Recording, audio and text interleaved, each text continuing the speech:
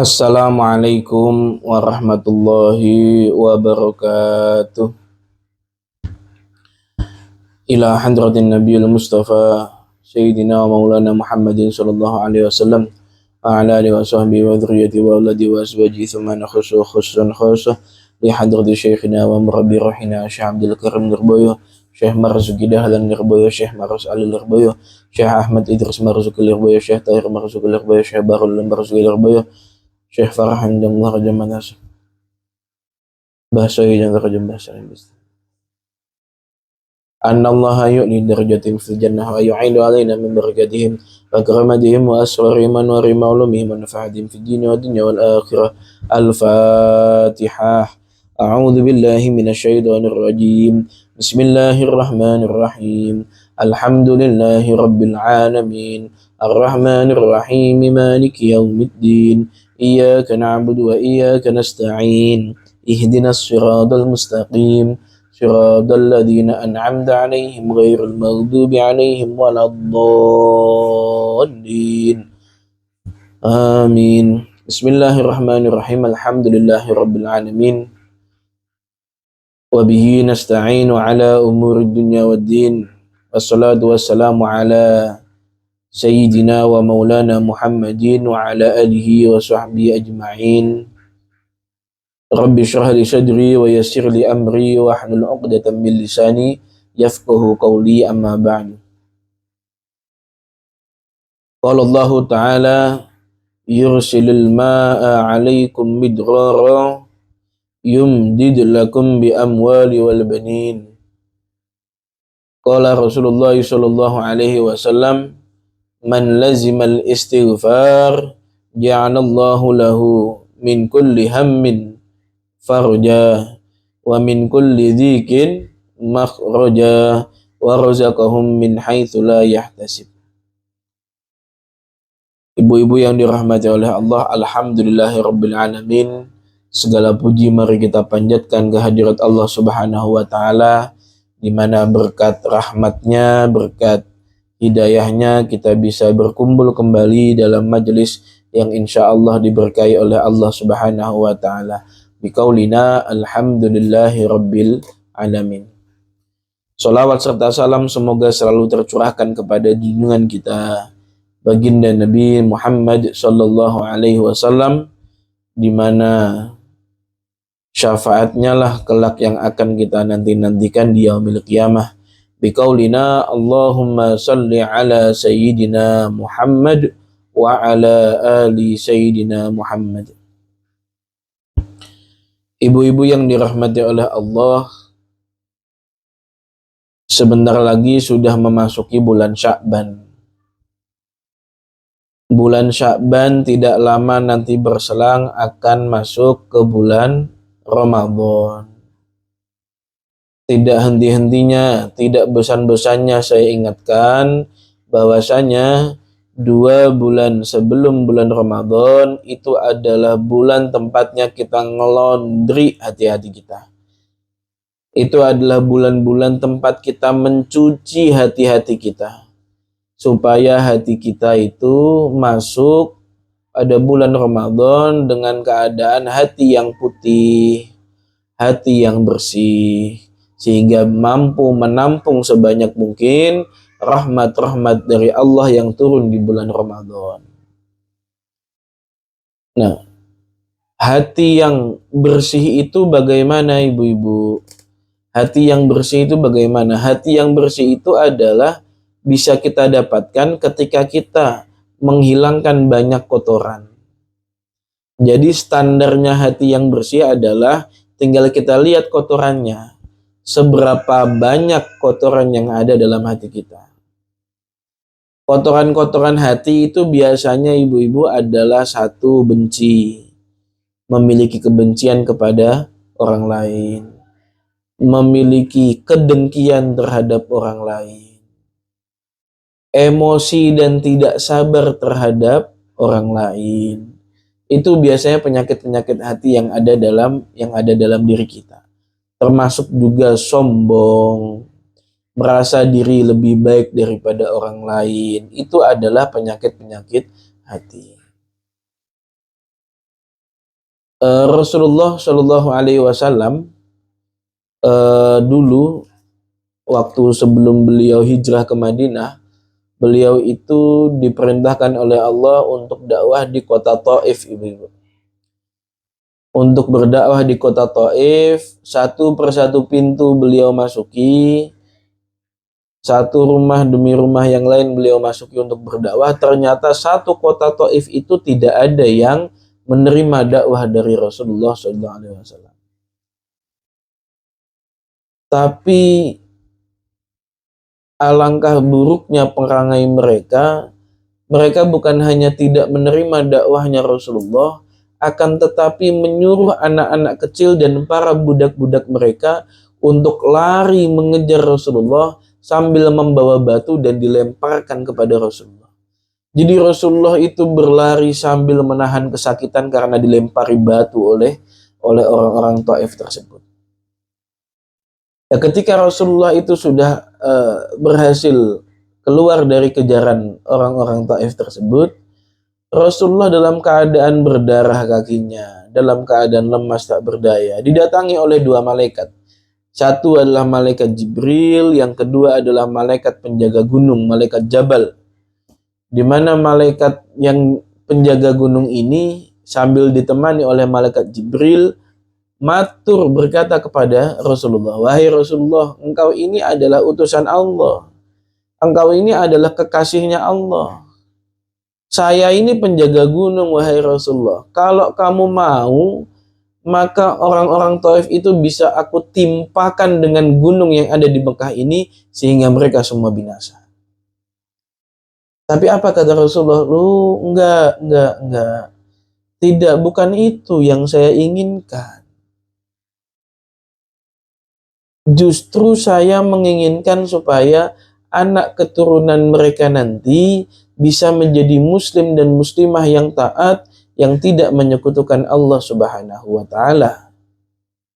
Coba bayangkan ibu-ibu, sudah dikejar, dilempari batu sampai berdarah-darah, tapi masih memiliki harapan terhadap anak-anak mereka supaya mereka nanti bisa menjadi muslim dan muslimah yang baik. Betapa pemaafnya Rasulullah, betapa sabarnya Rasulullah. Nah, ini harus kita tiru. Rasulullah dulu juga pernah menjenguk seorang laki-laki kafir Quraisy yang pekerjaannya setiap hari adalah meludahi Rasulullah ketika Rasulullah ingin berangkat ke masjid. Rasulullah berangkat mau ke masjid, diludahi. Beliau pulang dari masjid, diludahi. Istiqomah setiap hari. Tapi pada suatu hari beliau kok tidak ada yang meludahi. Kemana orang ini? Akhirnya dengan natural, dengan sikap pemaafnya beliau, dengan sikap sabarnya beliau ketika tahu bahwasanya orang yang biasanya meludahi beliau itu sakit, langsung dijenguk ke rumah orang kafir tersebut. Dan ternyata Rasulullah itu adalah satu-satunya orang yang menyambangi atau menjenguk orang kafir yang sedang sakit tersebut. Akhirnya orang yang sakit tersebut, orang kafir tersebut terharu, kemudian dia masuk Islam. Nah, sifat-sifat sabar dan pemaaf seperti ini ibu-ibu yang mulai jarang di kalangan kita. Kita beberapa bulan terakhir sudah menghadapi kampanye. Tentunya banyak dari kita yang memiliki hati-hati yang tidak baik. Memiliki mulut-mulut yang tidak baik, membenci terhadap orang lain, berkata tidak baik terhadap orang lain, membicarakan keburukan dan aib orang lain. Nah ini, ayo kita taubati ibu-ibu, masa kampanye sudah selesai, tinggal nanti kita hadapi pemilu, berbagai hal nanti yang kita hadapi, ayo mulai dari sekarang kita bersihkan dulu hati kita. Kita bersihkan dulu hati kita sucikan dulu hati kita dari berbagai penyakit-penyakit hati yang mulai nempel beberapa bulan ini di hati kita. Yaitu tadi, penyakit-penyakit hatinya apa sih ya? Ya, benci sama orang lain, benci sama paslon lain, atau benci dengan pendukung paslon lain, menggibah, membicarakan paslon lain, Padahal ibu-ibu, meskipun toh itu benar ya, meskipun toh kalau saja itu benar, bahwasanya ada paslon lain yang demikian, kita itu tidak punya hak sedikit pun untuk membicarakan keburukannya, untuk gibah, untuk ngegosipin dia, nggak ada hak sama sekali. Tetap kita berdosa ibu-ibu, meskipun itu toh, kalaupun saja itu benar-benar kenyataan, maka kita juga tidak memiliki hak untuk membicarakan keburukan dia, untuk menjelek-jelekan dia, untuk membongkar aib dia, itu tidak ada ibu. Saya berani jamin di semua kitab, di semua ulama yang benar-benar ulama loh ya, ulama yang memang benar-benar ulama yang membaca kitab banyak, yang alim, yang mengamalkan ilmunya, tidak ada satupun ulama yang mengatakan diperbolehkan untuk menjelek-jelekan orang lain, untuk membuka aib orang lain, meskipun toh itu kenyataan. Saya berani jamin. Maka ayo mulai dari sekarang, ini mumpung kampanye sudah habis, kemarin adalah kampanye terakhir, ayo kita sucikan hati-hati kita. Kita sucikan hati-hati kita. Jangan sampai hati kita itu terkotori dengan penyakit-penyakit hati yang seperti itu. Terlalu indah hati yang Allah berikan untuk menerima kotoran-kotoran tersebut. Hati kita ini sudah penuh dengan sholawat. Hati kita ini sudah penuh dengan cinta kepada baginda Nabi. Hati kita ini sudah penuh dengan dzikir. Jangan kotori hal-hal tersebut dengan caci maki kita, dengan benci kita, dengan dengki kita, dengan ghibah kita. Nah, bagaimana cara mensucikannya Pak Ustadz? Seperti kata Rasulullah, man lazimal istighfar ja'alallahu lahu min kulli hammin faraja. Kalau barang siapa yang melanggengkan membaca istighfar, maka Allah akan kasih solusi, jalan keluar, pembersihan terhadap segala sesuatu permasalahannya. Termasuk masalah hati. Kita punya masalah hati, maka cara mengobatinya dengan apa? Dengan istilzamul istighfar. Dengan terus-menerus membaca istighfar. Istighfar itu apa sih Bu? Ya astaghfirullahaladzim. Maknanya apa sih Pak Ustadz? Astaghfiru, saya memohon ampun Allah kepada Allah al-azima yang maha agung. Saya memohon ampun kepada Allah yang maha agung. Makanya kalau baca istighfar ibu-ibu, pelan-pelan saja. Astaghfirullahaladzim. Di hati itu sambil membayangkan maknanya astaghfirullahaladzim. Kemudian setelah itu membayangkan dosa-dosa yang kita lakukan. Membayangkan penyakit-penyakit hati yang selama ini nempel. Astaghfirullahaladzim. Keingitan saya sering mencaci maki paslon lain. Astaghfirullahaladzim. Saya ketemu tetangga saya omelin, padahal nggak salah apa-apaan. Astaghfirullahaladzim. Suami baru pulang kerja, bukannya dibikinin kopi, bukannya dilayanin, diambilin makan, malah diomelin. Astaghfirullahaladzim. Anak minta jajan, padahal udah lama nggak dikasih jajan, minta jajan sedikit aja nggak dikasih. Astaghfirullahaladzim. Nah itu dilanggengkan, diistiqomahkan. Istighfar seperti itu, pelan-pelan bacanya, dihayati maknanya, diingat-ingat apa dosa-dosa kita. Saya berani jamin ibu-ibu, kalau kita sibuk mengingat-ingat dosa kita pada orang lain, kalau kita sibuk mencari kesalahan yang ada pada diri kita, maka kita tidak memiliki waktu sedetik pun untuk mengurusi aib-aib orang lain. Maka kita tidak memiliki waktu sedikit pun untuk mencaci maki orang lain, untuk membenci orang lain, untuk mencari kesalahan orang lain. Maka ayo kita bersihkan hati-hati kita sebelum kita memasuki bulan Ramadan, ya, dengan harapan itu tadi, bahwasanya hati kita bisa putih, bersih, sehingga bisa lebih banyak menerima rahmat dari Allah Subhanahu wa Ta'ala. Ibu-ibu yang dirahmati oleh Allah, dari kisah Kanjeng Nabi tadi, kita bisa mengambil kesimpulan bahwasanya sabar dan pemaaf itu merupakan salah satu sifat dari orang-orang yang dekat kepada Allah Subhanahu wa Ta'ala. Sabar dan pemaaf itu nggak sembarangan, ibu-ibu. Pemaaf itu gimana sih? Pemaaf itu adalah orang yang mudah mengakomodir atau mentoleransi kesalahan orang lain sebelum orang lain itu minta maaf. Mau orang yang salah sama kita itu minta maaf atau tidak, dalam hati kita, kita sudah memaafkan dan mendoakannya. Itu pemaaf, ibu-ibu. Kalau maafinya nungguin ya udah, dia kalau nanti minta maaf sama gue ya gue maafin, kalau nggak minta maaf ya enggak. Nah, itu bukan pemaaf.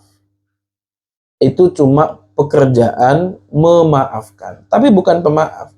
Pemaaf itu adalah yaitu tadi, baik dimintai maaf atau tidak, baik disalami atau tidak, dia tetap setelah orang lain melakukan kesalahan, dia berusaha membersihkan hatinya dengan memaafkan orang lain. Itu pemaaf. Itu pemaaf. Maka ayo kita latih. Kalau pengen hati kita nggak sumpek, kalau pengen hati kita itu nggak sempit, kalau pengen hati kita itu nggak gundah, nggak resah, maka perbanyak memaafkan orang lain. Niscaya kita tidak akan memiliki rasa kesal, rasa mangkel, rasa dendam kepada orang lain. Makanya sering saya katakan kalau sebelum ibu-ibu tidur, diinget-inget, hari ini mulai dari saya bangun tidur sampai saya menjelang tidur ini, saya ada rasa benci apa enggak ya sama orang lain? Saya ada nyakitin hati orang lain apa enggak ya? Saya ada kesalahan sama orang lain apa enggak ya? Itu diinget-inget selama 1 hari sebelum tidur. Kemudian sambil membaca istighfar, kita istighfari. Sambil membaca istighfar, kita minta ampun sama Allah atas dosa-dosa yang telah kita lakukan. Maka akhirnya apa? Akhirnya kita bisa tidur, kita bisa istirahat dalam keadaan tidak memiliki tanggungan penyakit hati kepada orang lain. Nah, maka ibu-ibu yang dirahmati oleh Allah, ayo kita bersihkan hati kita, kita maafkan segala kesalahan-kesalahan orang lain pada kita. Kita sibuk mengkoreksi kesalahan-kesalahan ada pada diri kita, sehingga kita tidak sibuk mencari kesalahan-kesalahan orang lain. Kemudian terkait sabar, ibu-ibu, sabar juga termasuk salah satu sifatnya orang-orang mukmin yang dekat dengan Allah Subhanahu wa Ta'ala. Sabar itu tidak ada batasnya, ibu-ibu. Kalau seumpama orang sudah tidak sabar, yaitu namanya emosi, itu namanya marah, itu namanya ghadab kalau dalam bahasa Arab. Tapi ketika dia masih memiliki sabar, ketika masih belum emosi, ya itu sabar. Sehingga sabar tidak ada batasannya. Batasnya seberapa emang batasnya? Nggak ada batasnya. Jadi antara sabar dan amarah yaitu bergandengan. Setelah tidak sabar ya amarah, ketika belum marah ya berarti sabar. Nah, ya seperti Rasulullah tadi, sudah dikejar-kejar, dilempari batu sampai berdarah, tapi tetap sabar. Sayyidah Fatimah, putrinya Rasulullah, itu sering sambil menangis membersihkan kotoran-kotoran unta yang dilemparkan ke kepala Rasulullah, dilemparkan ke tubuh-tubuh Rasulullah. Tapi Rasulullah menasihati Sayyidah Fatimah untuk sabar. Untuk sabar. Nah, sabar ini termasuk salah satu ciri-ciri umat-umatnya Rasulullah yang mendapatkan kedekatan kepada Allah Subhanahu wa Ta'ala. Maka ibu-ibu kalau memiliki tetangga atau memiliki saudara yang dia orangnya sabar, orangnya pemaaf, kemudian ibadahnya juga nggak tanggung-tanggung, maka minta doa kepada dia, ibu-ibu. Bagus. Minta doa itu, ibu-ibu ya, minta doa itu bukan kepada orang yang memiliki pangkat atau derajat sosial. Tapi sistemnya doa itu adalah kita tetap meminta kepada Allah tapi kita minta kepada Allahnya diperantarakan oleh orang yang dekat dengan Allah. Ibaratnya sekarang kita mau ada keperluan di kelurahan, tapi supaya cepat, akhirnya kita minta tolong sama orang dalam. Nah, orang dalamnya siapa kalau dalam doa? Yaitu para wali-walinya Allah, para kiai-kiai, para ulama-ulama, para habaib, orang-orang yang soleh-solehah. Intinya orang yang dekat dengan Allah. Lah, orang yang dekat dengan Allah itu tidak mesti kiai, tidak mesti ulama, tidak harus habaib. Akan tapi orang-orang yang mungkin tidak memiliki derajat sosial, akan tapi hatinya itu bersih. Kita itu sangat meyakini bahwasanya dia itu orang yang baik, dia itu ibadahnya rajin, dia itu pemaaf, sabar, tidak mau menggunjing orang lain. Itu kita mintakan doa. Kita mintakan doa untuk kita, keluarga kita, anak-anak kita, cucu-cucu kita. Kita mintakan doa. Jadi sebenarnya kan doa itu bergantung pada siapa yang melantunkan, ibu-ibu. Kalau doa itu yang dilantunkan oleh orang-orang yang hatinya bersih, maka insya Allah akan mudah dikabulkan oleh Allah Subhanahu wa Ta'ala. Itulah kenapa kita dianjurkan untuk sowan kepada kiai, ulama untuk minta doa. Karena para beliau-beliau itu orang-orang yang dekat dengan Allah, sehingga mereka itu dikatakan ya mustajabah doanya mustajabah. Jadi bukan bergantung seberapa lama doa yang dilantunkan, bukan bergantung doanya pakai bahasa Arab apa enggak, bukan bergantung doanya kenceng apa pelan, tapi bergantung hati yang doa itu bagaimana. Tergantung hati yang doa itu bagaimana. Kalau hatinya putih, bersih, maka potensi besar akan cepat untuk dikabulkan. Nah, hati yang bersih bagaimana caranya? Yaitu tadi, ibu-ibu, melanggengkan istighfar, memaksa hati kita untuk sabar, melatih hati kita untuk memaafkan. Itu adalah kiat-kiat untuk memperbaiki, untuk mensucikan hati. Kita baca istighfar setiap malam. Nah, permasalahannya sekarang kan banyak orang yang melanggengkan istighfar, tapi cuma di mulut saja. Jadi baca istighfarnya cepat-cepat. Astagfirullahaladzim, astagfirullahaladzim, astagfirullahaladzim, astagfirullahaladzim. Tapi tidak diiringi dengan hati yang khusyuk. Tidak diiringi dengan pikiran yang sama-sama memohon ampun kepada Allah. Mulutnya itu istighfar, tapi hatinya memikirkan kebencian, kedengkian kepada orang lain. Mulutnya istighfar, tapi hatinya masih membenci kepada orang lain. Nah, itu yang tidak dibenarkan. Istighfar yang disebutkan oleh Rasulullah sebagai solusi dari segala permasalahan hidup, itu adalah istighfar yang benar-benar istighfar dalam hati. Justru mengurangi kebencian pada orang lain, bukan menambah kebencian pada orang lain. Makanya saya anjurkan istighfarnya pelan-pelan. Astagfirullahaladzim. Diingat-ingat semua dosanya, semua maksiatnya. Astagfirullahaladzim. Kita list datanya. Kita pernah dosa apa aja. 1, 2, 3, 4, 5, dan seterusnya. Kita list, kita daftar semuanya. Ketika kita baca istighfar, kita baca satu persatu. Astagfirullahaladzim. Oh, dosa yang pertama, mohon maaf ya Allah, mohon ampun padamu ya Allah. Astagfirullahaladzim. Oh, dosa kedua, saya dulu pernah gini. Itu istighfar, ibu-ibu. Jadi sangat besar faidah dari istighfar untuk mensucikan hati.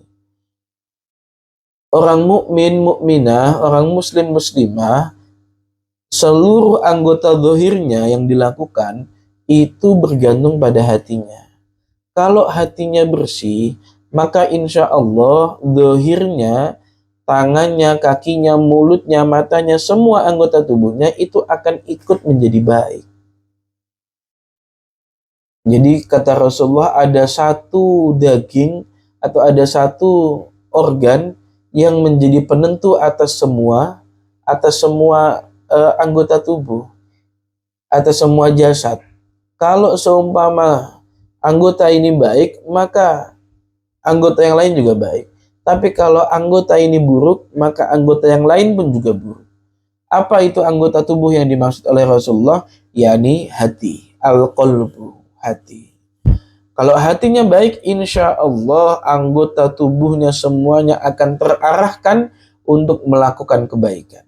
Tapi kalau hatinya itu membusuk, maka na'udzubillah min dzalik, seluruh anggota tubuhnya akan terarahkan untuk melakukan keburukan pada orang lain. Na'udzubillahi min dzalik. Maka ayo ibu-ibu, kita niatkan mulai dari sekarang, ayo kita melanggengkan baca istighfar. Minimal paling tidak sehari semalam 100. Atau sekuatnya ibu-ibu berapa? Mau semisal 33 aja Pak Ustadz, nggak apa-apa. 70 Pak Ustadz, nggak apa-apa. Yang jelas hatinya harus nyambung sama Allah. Yang jelas wifi-nya itu harus dinyalain supaya mendapatkan sinyal dari towernya Allah. Kalau wifi kita nggak dinyalain, mau kita dzikiran, mau kita wiridan, mau kita istighfar selama apapun, sulit untuk mendapatkan sinyal dari Allah. Maka ayo sama-sama kita niatkan, kita mulai dari sekarang, kita akan mengistighfari kesalahan-kesalahan kita setiap hari. Setiap hari. Makanya di mana-mana kalau ada majelis istighosah, majelis dzikir, majelis maulid, apapun itu pasti tidak lepas dari yang namanya istighfar. Tahlilan dimulai dengan istighfar. Astaghfirullah al-azim, astaghfirullah al-azim, astaghfirullah al-azim, pasti ada itunya. Ketika maulidan pasti juga ada istighfarnya. Semua ada istighfar. Kenapa? Istighfar itu adalah mengupayakan supaya kita diampuni oleh Allah sehingga hati kita bersih putih kembali. Ketika hati kita bersih dan putih, maka kita melakukan istighosah, dapat rahmat banyak. Kita melakukan maulid, dapat rahmat banyak. Kita melakukan majlis dzikir, maka mendapatkan rahmat yang banyak.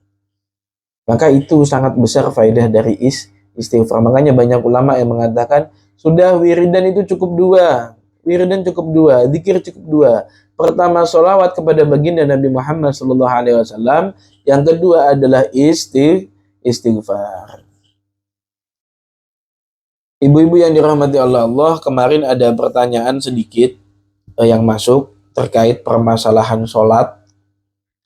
Ada yang bertanya bagaimana hukumnya sholat sambil mencari kunci. Dalam artian sholat kemudian awalnya kehilangan kunci atau kehilangan barang, kemudian sholat dulu dengan harapan nanti ketika sholat biasanya ketemu barangnya. Ini bagaimana? Ibu-ibu yang dirahmati oleh Allah, perlu diketahui bahwasanya sholat itu punya 2 dimensi. Ada dimensi syariat, ada dimensi hakikat. Kalau dimensi syariat itu nanti berbicara terkait syarat, rukun, sunnah, makruh, hal-hal yang membatalkan, itu namanya syariat. Tapi kalau hakikat itu berbicara tentang bagaimana dia ketika mempersiapkan sholatnya. Apakah mempersiapkan sholat dengan sempurna? Apakah pakaiannya benar-benar dikhususkan untuk sholat? Apakah hatinya itu benar-benar dikosongkan hanya untuk Allah? Apakah dia khusyuk dalam seluruh sholatnya? Atau dia hanya khusyuk pada sebagian sholatnya? Lah itu masalah dimensi hakikat. Maka 2 hal ini juga harus terpenuhi ibu-ibu. Makanya dalam dimensi hakikat, khusyuk itu hukumnya wajib. Dalam artian, seseorang itu tidak boleh memikirkan apapun selain Allah ketika dalam sholat. Makanya untuk soal tersebut, bagaimana hukumnya? Kalau untuk syariatnya tidak batal. Untuk sholatnya nggak batal, tidak ada yang membatalkan sholat yang dia lakukan kok. Cuma terkait masalah apakah diterima sholatnya belum tentu. Ya karena dimensi hakikatnya belum terpenuhi. Ibaratnya gini lah ibu-ibu. Ibu-ibu kalau bikin sayur, misal sayur, misal opor ayam, umpama. Coba ibu-ibu bikin opor ayam kemudian tanpa dikasih bumbu sama sekali. Nggak dikasih garam, nggak dikasih micin, nggak dikasih royco, nggak dikasih gula, nggak dikasih ini dan itu bumbu nggak dikasih. Cuma ayam, santan, kemudian apalah itu, udah gitu doang. Rasanya apa? Pasti hambar. Bukan hanya hambar, jadi nggak enak. Enak rasanya pasti, ya kan? Tapi seumpama dimakan, ayamnya kenyang nggak? Kenyang. Tapi apakah enak? Lezat? Enggak. Justru malah berpotensi dimuntahkan kembali karena enak. Lah sholat pun juga seperti itu ibu-ibu. Syariat itu ibaratnya adalah bumbu-bumbu wajib yang harus kita masukkan. Bumbu-bumbu wajib. Kok syariat? Apa hakikat? Hakikat itu adalah bumbu-bumbu yang wajib yang harus kita masukkan. Syariat itu ibaratnya ayamnya, santannya. Yang namanya opor ya ada ayam, ada santan. Ya, cuman kalau syariat aja, cuma ayam sama santan aja, ya nggak ada rasanya. Sholat kok cuma syariatnya saja yang terpenuhi, hakikatnya tidak, khusyuknya tidak, ya maka berpotensi tidak diterima oleh Allah Subhanahu wa Ta'ala. Maka untuk kasus ini sekali lagi, boleh atau tidak, kita tidak berbicara boleh atau tidak. Cuma kita berbicara dua dimensi. Untuk syariatnya tidak batal, sholatnya tetap sah, kewajibannya tetap gugur. Cuma alangkah baiknya untuk tidak dilakukan hal yang seperti ini. Kenapa? Bisa membatalkan pahala sholat, bisa kemungkinan sholatnya tidak diterima. Ini sangat mengkhawatirkan. Nah, kecuali ibu-ibu prakteknya begini. Ibu-ibu lagi nyari kunci, gedebekan nggak ketemu, kemudian ada bisikan, mending sholat aja dulu biar tenang. Nanti habis sholat baru dicari lagi. Silahkan kalau kayak gitu. Monggo.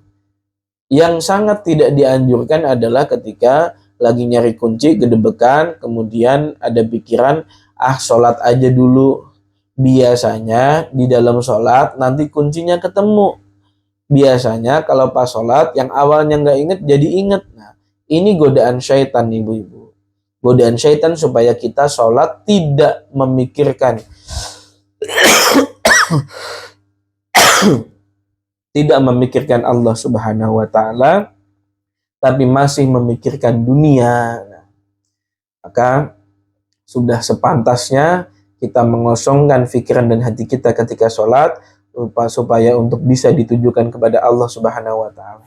Ibu-ibu yang dirahmati oleh Allah, mungkin cukup sekian pertemuan kita pada siang hari ini. Saya sangat menghimbau kepada diri saya sendiri dan kepada ibu-ibu jamaah sekalian, sedikit banyak ilmu yang kita dapat dari majelis ini atau dari majelis-majelis yang lain, kita amalkan sedikit demi sedikit.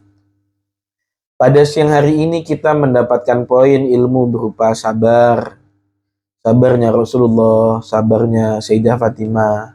Kemudian kita mendapatkan poin pemaafnya Rasulullah. Kita mendapatkan poin istighfar, keutamaannya. Kemudian kita mendapatkan poin berupa khusyuknya sholat. Lah, minimal 4 poin ini sepulang dari majelis ini, ayo kita amalkan satu persatu. Ayo kita ingat-ingat, ada nggak kesalahan orang lain yang masih kita dendam kepada dia? Ada nggak kesalahan orang lain yang kita masih belum maafkan? Ayo kita bersihkan hati kita maafkan orang-orang tersebut. Dengan cara apa? Dengan cara istighfar. Kenapa? Karena setiap orang itu pasti memiliki kesalahannya masing-masing, memiliki aibnya masing-masing. Cuma perbedaannya, ada manusia yang aibnya diperlihatkan, ada manusia yang aibnya masih ditutupi oleh Allah Subhanahu wa Ta'ala. maka jangan pernah menganggap diri kita lebih baik daripada orang-orang yang sedang viral karena aibnya, orang-orang yang terbongkar aibnya. Jangan pernah merasa diri kita lebih baik, karena kita sejatinya juga memiliki aib, juga memiliki kesalahan, namun masih ditutup oleh Allah Subhanahu wa Ta'ala. Mudah-mudahan kita semua mendapatkan keberkahan dari Allah Subhanahu wa Ta'ala. Mudah-mudahan kita mendapatkan syafaatnya Rasulullah sallallahu alaihi wasallam. Mudah-mudahan kita bisa mendapatkan keberkahan dari ilmu yang kita cari selama ini. Bismillahirrahmanirrahim. Alhamdulillahirabbil alamin. Hamdan yafi ni'amahu wa yafi mazidah. Ya Rabbana lakal hamdu wa lakal syukru kama yanbaghi li jalali wajhikal karimi wa 'azimi sultanik. Allahumma shalli 'ala sayyidina Muhammadin salatan tunjina biha min jamil ahwali wal afat wa taqdi lana biha min jamil hajat wa tutahhiruna biha min jami'i sayyi'at wa tarfa'una biha 'indaka ala darajat wa tuballighuna biha aqsal ghayat min jamil khairati fil hayati wa ba'dal mamat innaka samiyyun qaribun mujibud da'wat wa qadil hajat. Allahumma ighfir lana dhunubana wa liwalidayna warhamhuma kama rabbayana shighara. ربنا ظلمنا أنفسنا وإن لم تغفر لنا وترحمنا لنكونن من الخاسرين ربنا هب لنا من أزواجنا وذريتنا قرة أعين واجعلنا للمتقين إماما ربنا آتنا في الدنيا حسنة وفي الآخرة حسنة وقنا عذاب النار وصلى الله على سيدنا محمد النبي الأمي وعلى آله وصحبه وسلم سبحان ربك رب العزة عما يصفون وسلام على المرسلين والحمد لله رب العالمين. بسر الفاتحة. أعوذ بالله من الشيطان الرجيم. بسم الله الرحمن الرحيم. الحمد لله رب العالمين الرحمن الرحيم مالك يوم الدين إياك نعبد وإياك نستعين اهدنا الصراط المستقيم صراط الذين أنعمت عليهم غير المغضوب عليهم ولا الضالين آمين. Kurang lebihnya mohon maaf. Wal afu minkum. Assalamualaikum warahmatullahi wabarakatuh.